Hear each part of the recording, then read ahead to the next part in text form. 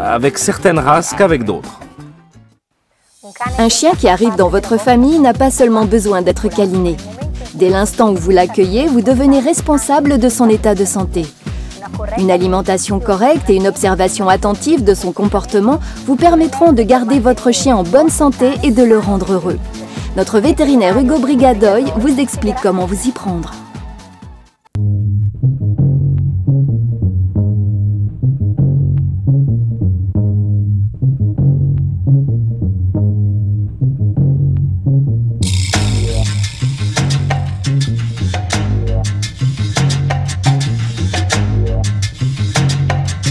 Lorsqu'on se lance dans l'aventure en adoptant un chiot, il est certain que l'une des premières choses à faire est de choisir un vétérinaire en qui l'on a confiance.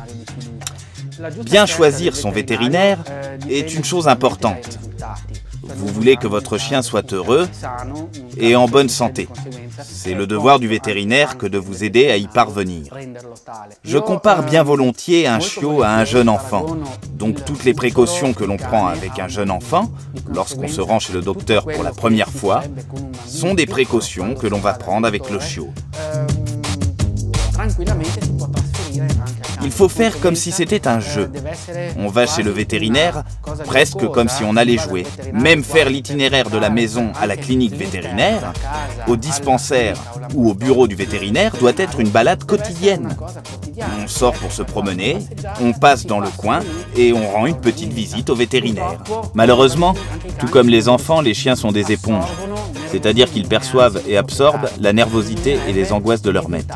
Il faudrait éviter tout cela et aller chez le vétérinaire comme s'il s'agissait de la chose la plus naturelle du monde.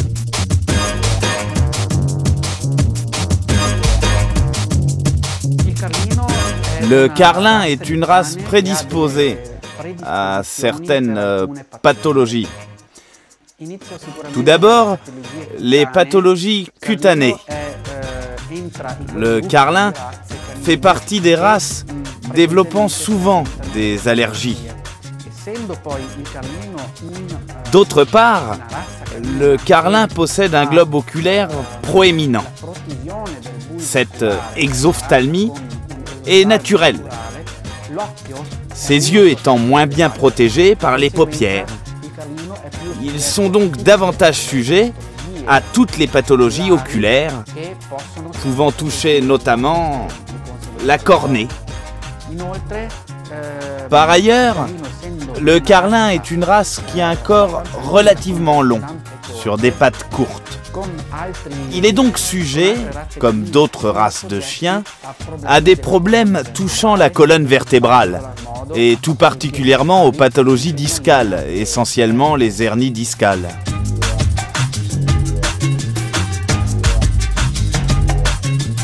Il faut nourrir le carlin de manière équilibrée, en tenant compte de sa taille et de son âge.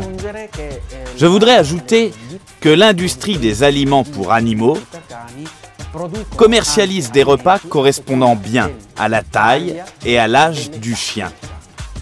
Il ne faut pas oublier que le lait n'est pas une boisson, mais bien un aliment, et que, comme tous les aliments, il peut être toléré ou pas. Par conséquent, un animal qui tolère, digère et supporte le lait peut en boire sans aucun problème. Mais il faut dans ce cas réduire la quantité de protéines et de matières grasses du reste de son alimentation.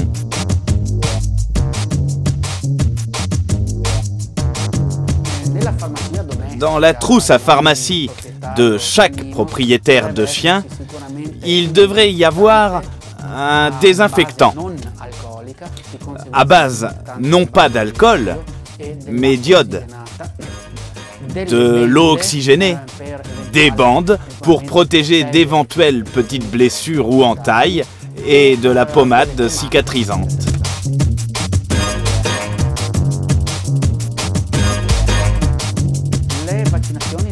Il est essentiel de faire vacciner son chien, car la vaccination protège de maladies pouvant s'avérer létales dans 95% des cas, surtout en ce qui concerne les chiots.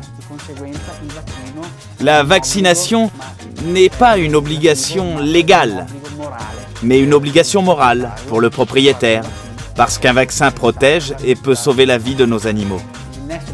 L'implantation d'une puce électronique d'identification est une chose banale pour le chien et obligatoire d'un point de vue légal. Des sanctions sont prévues pour les propriétaires qui ne font pas identifier leur chien. C'est une bonne mesure, car la puce électronique est la carte d'identité de nos chiens. Elle protège le chien de vols éventuels et le lie à son propriétaire grâce à un code barre. Donc, en cas de perte, le propriétaire peut retrouver son animal.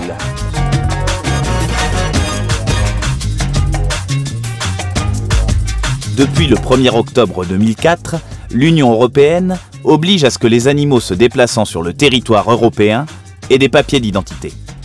Il s'agit d'un véritable passeport pour les animaux de compagnie, qui atteste de l'état de santé de votre ami à quatre pattes.